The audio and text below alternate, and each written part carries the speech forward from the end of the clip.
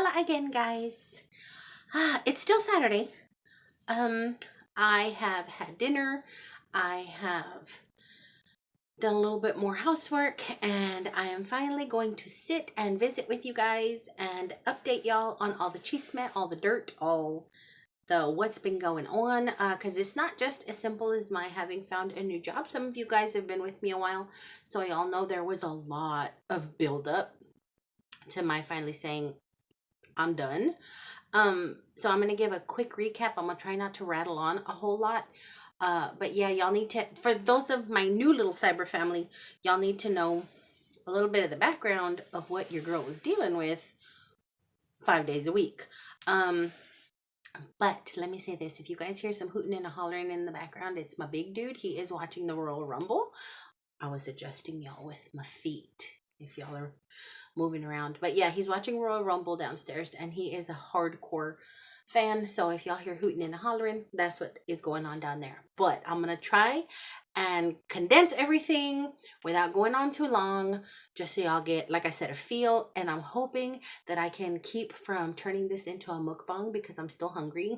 I had dinner a few hours ago, but I couldn't finish all of it. And now I'm kind of getting the munchies. So I ain't gonna promise that I'm not gonna tear into my ribs here in a little bit. I'm also not gonna promise that I might not pop open a bottle of friggin' wine because I'm kind of craving both. I'm kind of wanting to finish the last of my dinner and kind of wanting to pop open a bottle of Moscato. Okay? But we'll see where we go from here. But okay, let me just jump in to catch up some folks if you don't know. 7 years ago, I left a job as a supervisor in a home health agency. The agency was not being run well by the owner, and lots of issues were coming up that were unethical and quite honestly illegal. I didn't want any part of that. I did not appreciate that our patients weren't being served at their best, for their best, and I certainly didn't appreciate that our staff, our home health aides, and our nurses, and myself included, were not getting paid because the owner of the home health agency was mishandling money, not paying his taxes. There was threat of shutting down the agency and of the man actually going to jail. Now, I've been doing home health for 10 years. I'd worked at this company for 4 years when I clued in that there's a lot of stuff going on that is not legit, is not cool. But what finally broke, what just finally got me the heck out of there was after months and months and months of there not being enough income to pay staff. Of course, and understandably, the nurses and the home health aides were getting a little fed up. We were losing staff, and people were threatening to sue the dude. Okay. I had tried my best. I'm always caught in these jobs where I'm trying to calm the storm because of somebody else's lack of get a grip. And that's where I found myself into that 4th year. I found myself basically having to explain to people there's no money in the bank. Okay. The man was absolutely mishandling the money that the state was paying him for the care that our patients were receiving. I mean, it was just a big to do. And I got tired of trying to calm the waters. What took me out was one particular day he happened to be in there, and it was payroll Friday, payday Friday. And the staff was coming in, the home health aides were coming in, and they were wanting to know where their checks were, and he was giving them another excuse. Your check's not going to be available until 3 or 4 more days.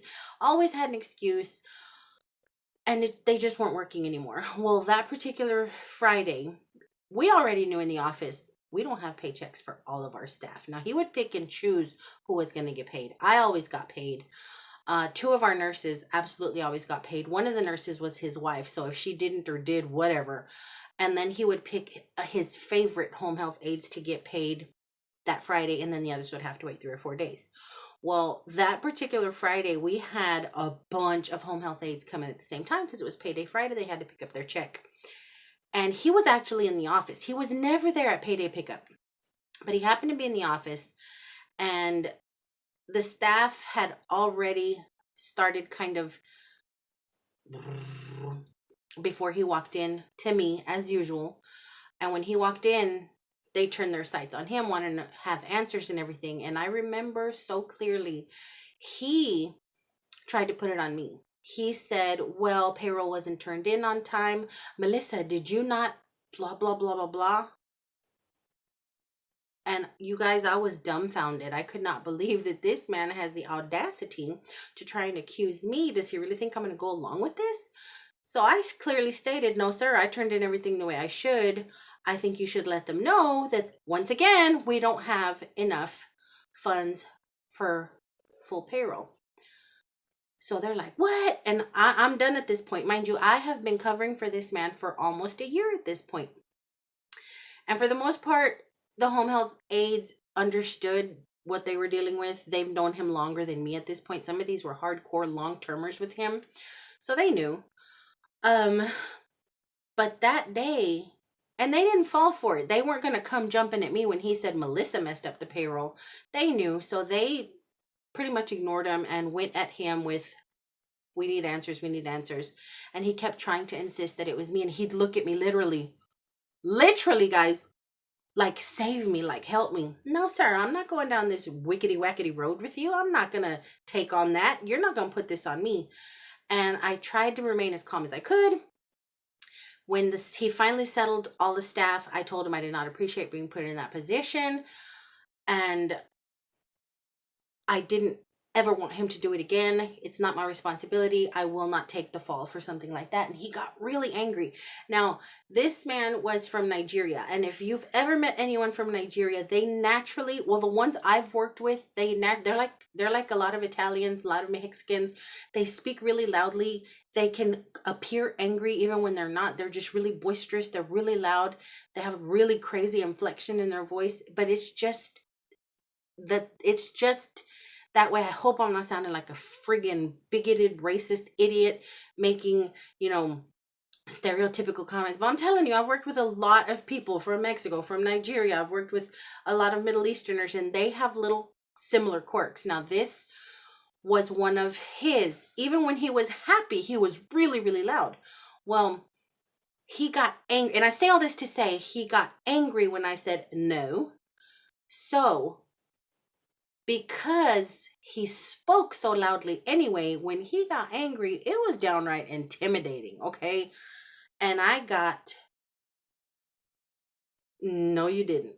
I got really, really angry, really, really upset. And I said, I quit. You're not taking me down with your company. I ain't doing time for you. Because there was a lot of shady stuff that was going on that we were kind of finding out about. So we were all considering walking before audits and the state came down. And I told him, I'm not going down with the ship. We ain't doing it. And I walked out. And I was so angry, you guys. I was so angry. I had tunnel vision. I was so angry. I was like jello. My legs were like jello. And I knew this is not how you're supposed to feel at work. Okay. So I told him, I'm done. I'm gone. I'd never quit a job in my life. Never. But I'd also never been face to face with someone that aggressive.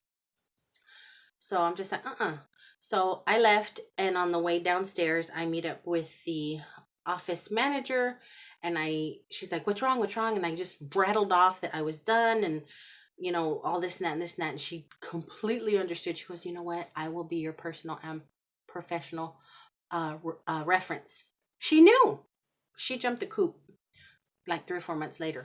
So that was that. After that, I took kind of a break. Thankfully, I was able to financially take a little bit of a break, and then I ended up where I was now until Friday.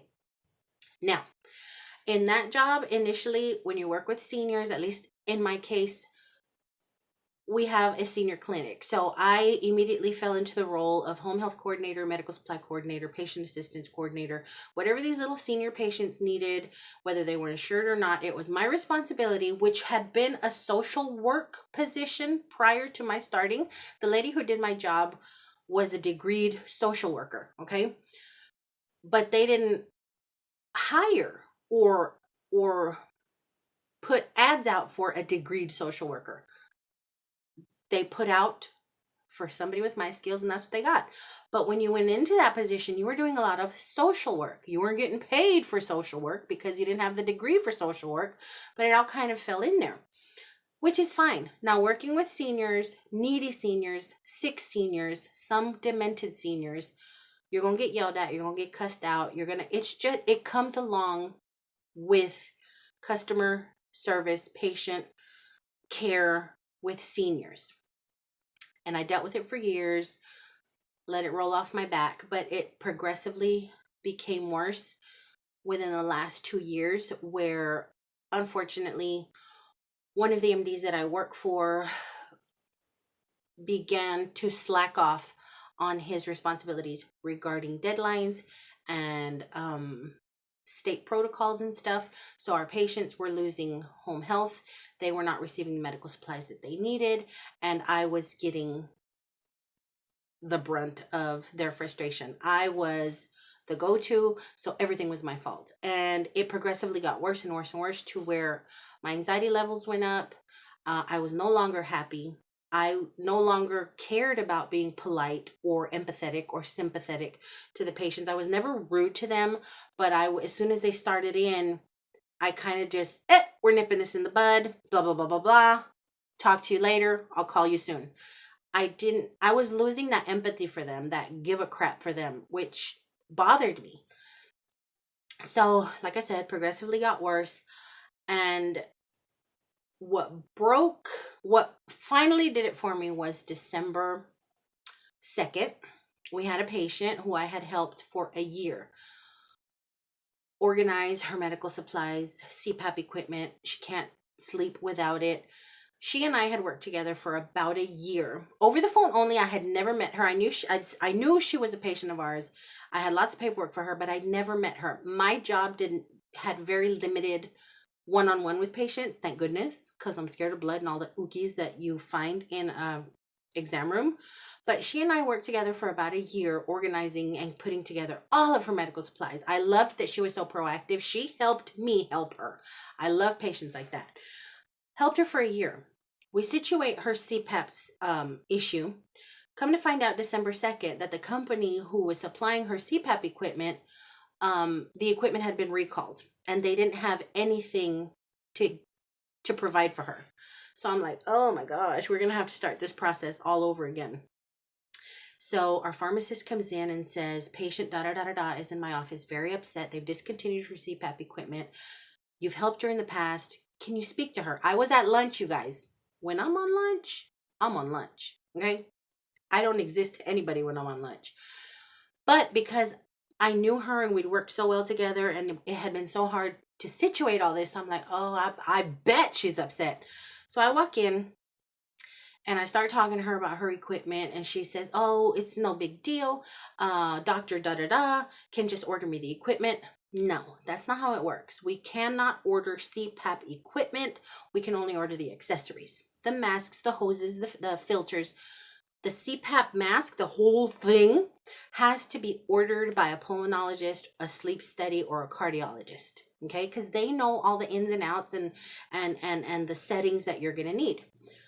And I explained as much to her, and she said, no, that's not how it works. I don't know who you are. I don't know who trained you, but you're wrong. You need to check your facts. Dr. da-da-da-da-da set me up 13 years ago. I said, well, ma'am, I've only been here 7 years. So if he set you up 13 years ago, let me go speak to the doctor and find out what's going on. And yes, you need to find out what's going on. And she's just really, really angry and really, really upset. And I'm like, she doesn't know who I am.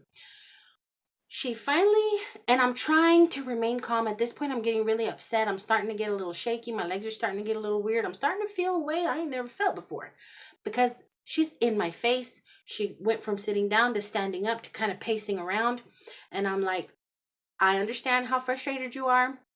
Let me go and speak with Dr. da-da-da-da-da to see what I can do. You go ahead and do that. You need to do that. She put her finger in my face. You guys, when that little bony digit got dang near to my nose, I ended up with tunnel vision. I had tunnel vision. I haven't had tunnel vision since I was 19 years old. The last time I had tunnel vision at 19 years old was the last time I ever had a fist fight. Okay. I felt attacked. I felt out of control. And that's exactly how I felt. And I hated it. It scared me, guys. It scared me that I wanted to smack a little old lady. It terrified me. I think, and it was confirmed later by the pharmacist who was witnessing all this, that I handled the situation very well. I walked out, I went across the hallway directly to the doctor, and mind you, this is the doctor who I've had all these issues with patients with, from no signature, no compliance, all that. So I went across the hallway. I can barely speak. I'm barely able to hold myself up. My legs are like jello. I have not been that mad since that home health agency, when homeboy got in my face, and since I was 19 years old and I had a fight. Okay, I was a little gangster. Okay, I hated that feeling. So I went in there and I explained the situation to him, and he was so blasé about it. Oh yeah, I probably did do something special for her. I'll look into it. Now, when this particular doctor tells you he'll look into it, I'm waiting for a month, sometimes two. And in the meantime, that patient is calling and yelling and screaming and cussing me out and accusing me of being inept, a bad employee. I don't know what I'm doing. It would come at me like crazy. Now, I've heard it for years over the phone. It's one thing to hear it over the phone. It's another to have a patient in my face. And that had only happened one other time, but it was just a patient who was upset. She was mad at the world. It wasn't me she was mad at. She was just mad at the world, and I happened to cross in front of her and things got a little ugly. But I didn't take that personally, because whatever, I don't need to help you. I'm not a nurse. I'm not a doctor. They can deal with you. But that day, December 2nd, after that altercation, mind you, I was still at lunch. I came back from lunch and started looking. I went online and started looking, started applying that day, because I was done. I was tired of getting yelled at, accused of being lazy, ignorant, untrained. I was called ignorant. She called me ignorant. I was done with it. I was tired of it. I was over it. I'm not going to do this anymore, because it's not going to get any better. I understand why you're upset. I understand why so many patients were upset, because if this physician was doing what he was supposed to do, everything would be flowing well and they wouldn't be mad. I get it, but at the same time, who are you? What makes you think you can speak to people any old friggin' way you want? I don't care. I am not going to empathize, sympathize, or excuse that bullcrap. I'm not. I'm done. I'm over it. So I get in there. I start to look, and left it at that. And I was just really, really ready to go. I'm done. I can't do this anymore. I hated that I felt like I wanted to smack a little old lady. You cannot work in a situation like that. That is beyond hostile. I hated that I felt that way about a patient. No, I don't want to work here anymore. And before that, if you've been with me a while, you know that all these issues created issues between me and our practice manager, where we would kind of butt heads. I felt my practice manager kind of blew me off. I didn't feel heard. I didn't feel that my concerns were acknowledged or considered, or she gave a crap. And that was very, very frustrating, because that's our practice manager. There was also an issue with one particular employee. You guys may have heard me call her the snake, that for years and years and years absolutely would stick her nose in my business. Now, she has absolutely no idea what my job is, but she's one of these people who will attempt to help you, or it's under that guise that she's going to help you. And then she comes in and she's like, well, you need to do this and you need to do that. And have you done this? And have you done that? Calm down. It's not that serious. I have a process. Everything's taken care of. Well, so-and-so. First of all, who asked you? Okay. Who asked you to come into my business? Who asked you to tell anybody, any patient, any physician that you would look into it when you have absolutely no idea what you're looking into? You don't know my job. You've never tried to train for my job. You have no idea what my steps and my process are, but you keep getting in my business and then saying, when you don't get the answer you want, or you are made to understand, oh, you shouldn't have told a patient you're going to get this done today. You should not have told a doctor that Melissa will get it done today. Don't speak for me. Don't speak on anything you do not understand. Because what was happening when I had to correct her and explain my process to her, and then she'd have to go and eat crow with a patient or a doctor, it would upset her. But instead of understanding, I overstepped. Okay. She would go to my practice manager and tell her, Melissa's not doing her job. Melissa's asleep at the wheel. Melissa dropped the ball. This patient is upset because Melissa didn't. This doctor is upset because Melissa wouldn't. No, this patient is upset because you told her wrong.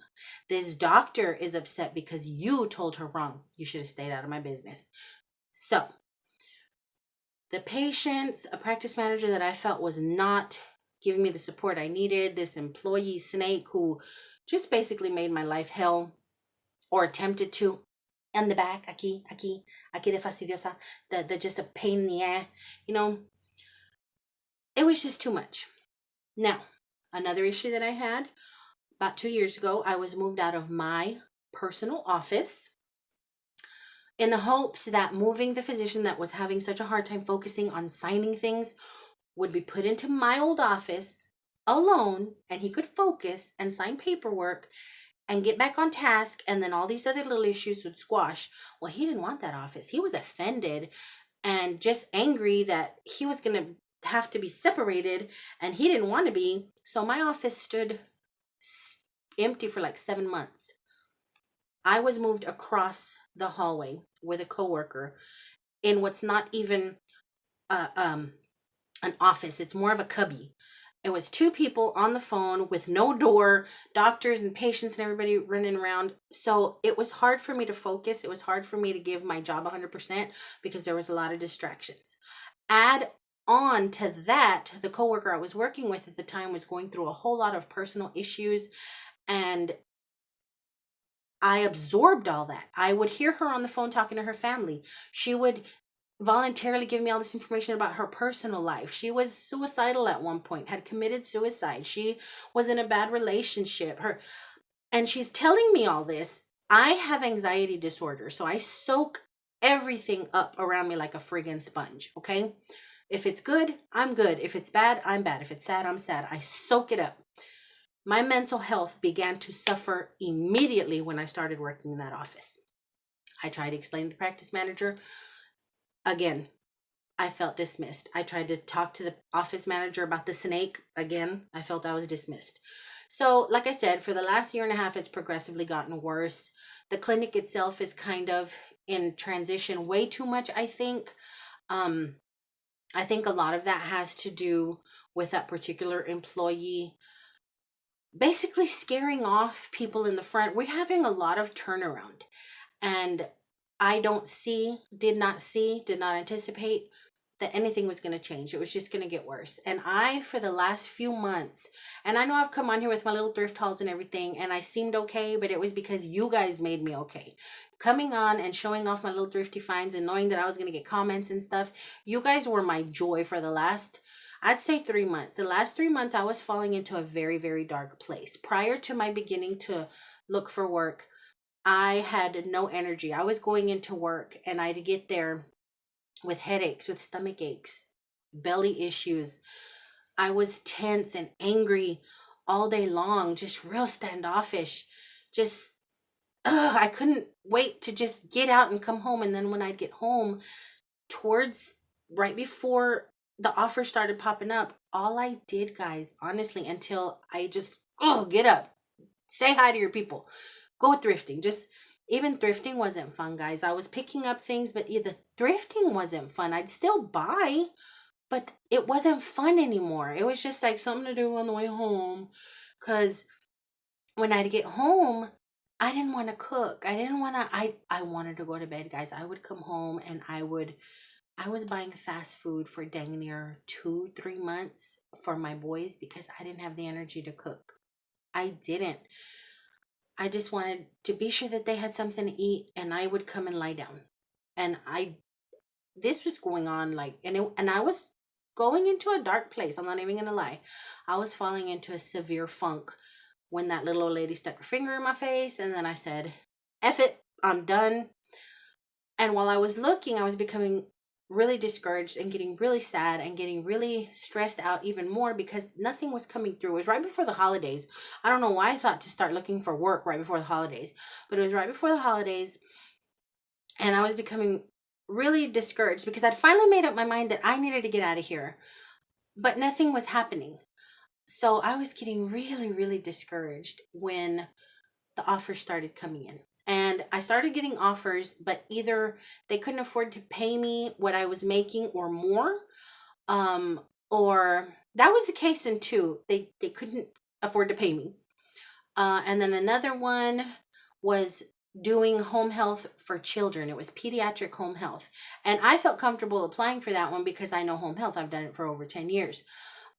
But that one wasn't going to begin actively um, interviewing until after the holidays. But I had already gotten you're everything we're looking for. We think you'll be a good fit. We've passed on everything over to HR. After the holidays, we'll start actively interviewing. So I was like, ooh, okay. But then when this one, the one I accepted, came through, totally different than what I'm doing now. You guys, it's a medical records, okay? I'm going to be releasing medical records into patients' my charts for the hospital, a different hospital. Stress-free.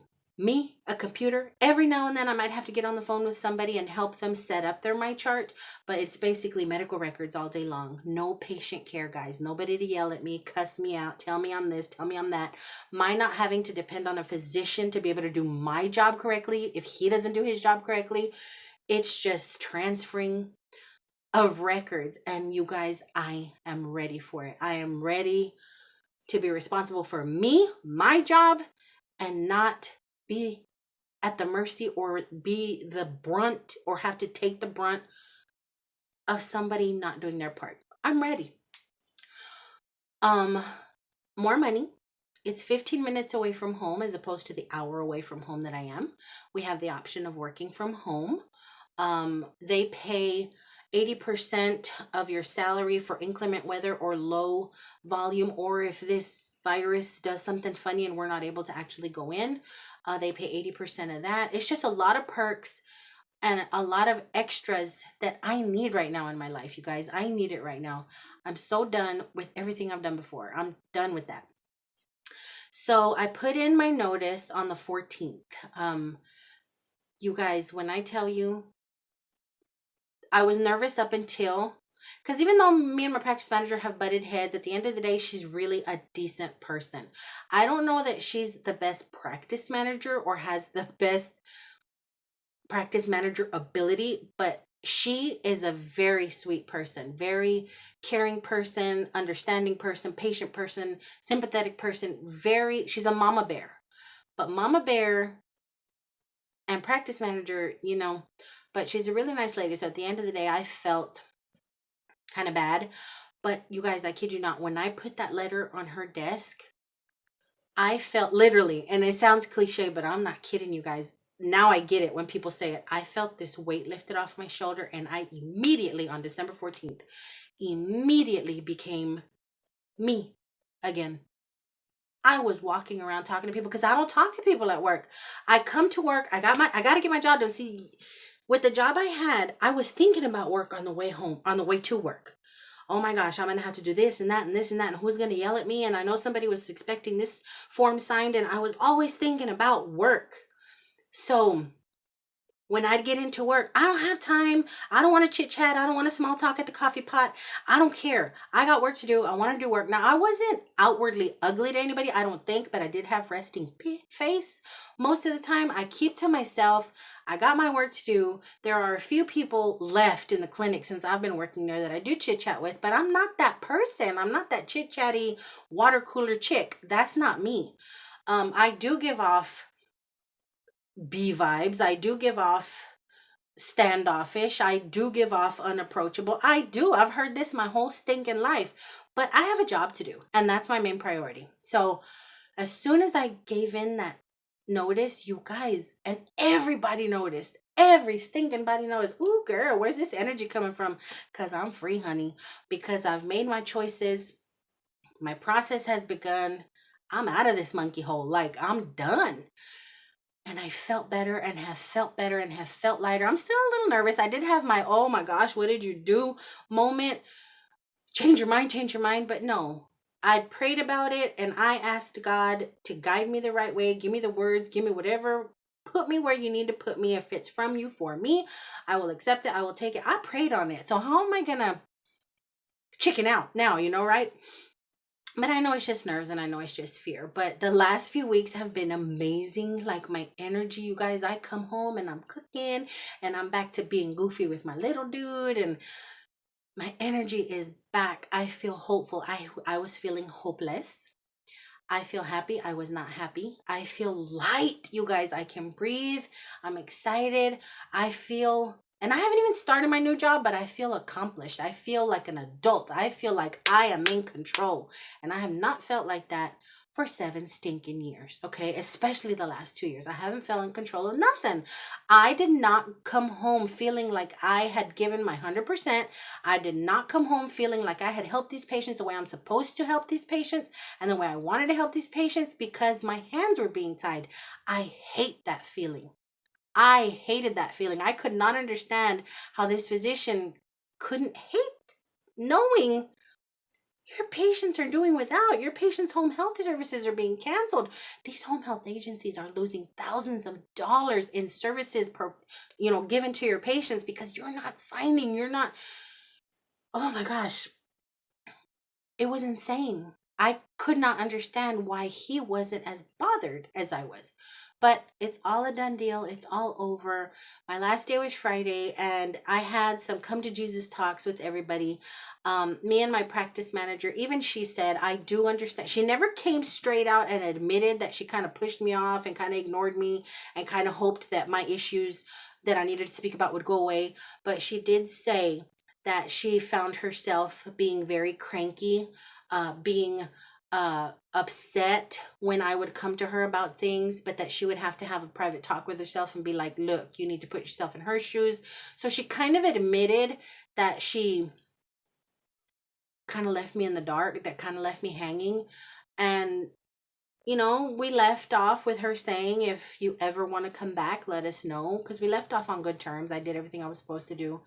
But it felt good, her sort of admitting that I did kind of leave you out hanging, And then I had a come to Jesus talk with the physician who caused most of my problems. I'm going to read you guys a letter that he wrote me, so you guys just can see where he's coming from. And then he tapped on some things that I had suspected. So let me go get those letters. And then there's something really cute that I wanted to show you about the other physician. So hold on one second. I'm sorry. I should have been prepared. Hang on. Whew, you guys, I ran up and down the stairs. I'm gonna kill myself doing that. But anywho, so this is the lovely little card that he wrote me. Melissa, thank you for your hard work for us and our patients over the past 7 years. It's been a really long time. I feel bad because I think I was a large part of you having to deal with stress and frustration at work here. I truly wish that your new job is better for you and your family. Wish you all the best going forward. Please let me know if I can ever do anything for you, give you a reference, etc. All the best to Caleb and Michael, but especially Caleb. And the reason he says that is because he has a little boy who's autistic. Caleb is autistic. And he finally got the chance to meet him a few weeks ago when I accidentally left my purse at work and drove all the way home for an hour and then had to drive all the way back. And little dude was with me. I had just picked him up at my mom's. So he got to meet him, and he's always asked about Caleb and how he's doing in school and everything because he has the same issues with his little boy. Now, speaking on the autism, he gave me the card that morning, and when I read it, like I said, everything comes full circle. The man himself is an amazing man. He is a great man. He's a funny man. And as far as him being a physician, he's an amazing physician. Absolutely loves his patients. Like goes above and beyond with his patients when they're there with him. Okay? Don't let him know that one of his patients is in the hospital because he's going to be there every day visiting, bringing flowers, just sitting there with them. He's an amazing doctor and a great person, but he's a little scattered. And for the longest time, I suspected, being the mother of an autistic child and he being the father of an autistic child, for the longest time, I suspected that he might be on the spectrum. And I read the card and I went in there and I told him, I don't want you to feel bad. I said, at the end of the day, you're one person, I'm one person, and we can only do so much. And he turns around and he tells me, well, my son is autistic, and I, being a physician, have known that I have tendencies. I'm probably autistic as well. And then he went on to explain about how he loses focus and he can't concentrate and how he becomes overwhelmed and he's not able to do the signatures and everything like he's supposed to. And he just went on and apologized to that. And when he said what I've been suspecting, I believe I'm autistic, my mommy heart, my autistic mommy heart and my human heart just burst. And I was like, because I know my son, I was like, can I give you a hug? And he just got up and hugged me. Now, I'm not that way. These people know I'm not very demonstrative. I don't like the whole birthday celebration thing. I don't go around hugging people. Oh, happy birthday. That's not me. But my heart told me, hug this man, because I have loved working with them up until all this. But I think subconsciously, the reason I put up with it so long is because I kind of felt this was the issue. He's not a bad doctor. You just got to grab him and like, hey, I need you to focus, because if you do that with him, you get everything done. But I don't have time to do that. I don't have time to be shaking you and like, dude, I need this and this and this. But I think that's why subconsciously I just accepted it for so long, because I kind of felt soulmate right here. But we left off wonderfully. The other doctor I work with, love him. That's my homeboy. That's my little gem of a doctor. Absolutely love him. He and I have connected so well over the years. He was actually my little angel. He has anxiety. I have anxiety. And so many times during the last 2 years, I have had panic attacks, full-blown panic attacks at work. And I don't tell anybody, because who the heck wants to know you're having a panic attack in your office? Thankfully, twice I was able to get to the bathroom and just it completely level me there. But twice he walked in on me, he's bringing me paperwork or whatever, and I'm trying to fake it, but he knows. And he talked me down. Okay, he'd close the door. Okay, we're okay. I need you to look right at me. I need you to look right here. Everything's okay. You're fine. You're safe. I mean, he friggin' talked me down from 2 panic attacks. And we had already connected, and that just connected us more. But he and I have a very funny, goofy relationship. This man, every potluck, makes this Jello salad. I know I'm old, right? I love Jello, guys. But he makes this Jello salad with pecans and pineapple, and it's made with cherry Coke. And ooh, when I tell y'all, I go gaga for this stuff. And one of the things that I remember saying to my coworkers was, I'm never going to have that Jello salad again. So what does he do? As my going away gift, I get this. From my friend Melissa, who I will miss. Much love, Dr. Dr. Jello salad, parentheses. Actually, it's my grandmother's recipe. So he gives me the recipe for this Jello salad, a bag full of the ingredients. And at the bottom, after all the instructions, instruction number 7, serve to people who will become your slaves. Because you guys, me and another employee, the snake, actually go gaga for this Jello. Everybody else enjoys it, but me and her, oh my gosh, it is just so good and bright and yummy. So I thought that was amazing. So one doctor already got me all in my feelings right here. I'm going to cry. And then this doctor got me all in my feelings right here. I'm going to cry. And then my practice manager, when she comes in and we had that, I know I basically failed you. She gave me that little feeling I'm going to cry. I'm like, I don't show this side to me. I'm walking around resting bee face all the time. And the only other person, I gave my goodbyes and everything to everybody.